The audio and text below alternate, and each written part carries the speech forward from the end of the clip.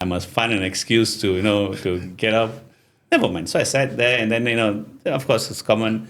They engage with me, I engage with them. After a while, the conversation was lively. And of course, I met some people who know me. I am quite famous for making controversial remarks because I stand by what I say. I'm not going to agree with you because other people will say this. You can do that in the US. You can do that in the UK. But in Malaysia, people here do not speak their minds in public. Of course, they'll go behind the scene and say everything, but they won't. So mind you, I was with the egalitarians of the society. Okay, so I said a few words that were controversial, and I thought, well, on the good side is I will never be invited by my guest, my host again. That's the end of it. So, and I was quietly enjoying my my halal meal. Right. So the host spoke, and then they got the prince, all the princes speak, and then of course, those who are not used to public speaking will go out there. I think thank you very much for inviting me for dinner. Bye bye everyone. So then the MC announces, and now we are going to call upon Dato Ramesh to come and speak. Oh wow! I looked at my host on the spot. On the spot, I was totally unprepared. Yes. So, and I looked at my friend, the host. I said, Dato, he said, Dato, dude, Dato, this is not what, I bargained for. Yeah. I mean, you're putting me to speak in front of a crowd that is pro-establishment, right.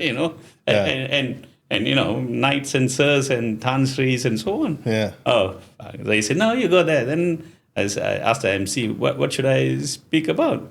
Then she said, why don't you tell us about a topic that you're most familiar with?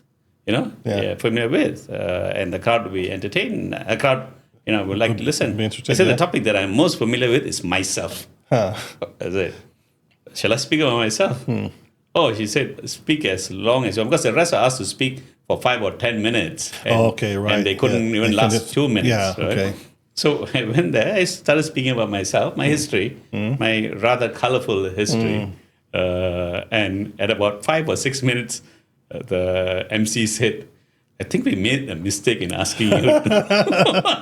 Well, I'll ask you this question because I finished my career as a diplomat and I was also in the military. So I have this hierarchical structure and I know how to be diplomatic. Yeah. So I have a funny feeling that you do not. Yeah, same here. You do not. I don't follow any diplomatic protocols. So I do follow. I mean, I follow. To an extent, to a degree, yes, because I served in the U.S. Embassy in Malaysia, Bangladesh, in Afghanistan, but also in the military. So there's a regiment. Now there's some moments where I can't. So there's two things I can't do. I can't kiss ass and I can't suck cock, right? Yeah. And so I'm going to tell the truth. Yeah. Whether you want to hear it or not, I'm going to tell the truth. But what I've learned is how to do it diplomatically, which I think is something that you don't. I do it too, depending on the circumstances. Yeah. I will couch my words. I think I'm fairly. You're educated enough to know that you can't just come off the top rope. Right. So I know how to pitch it.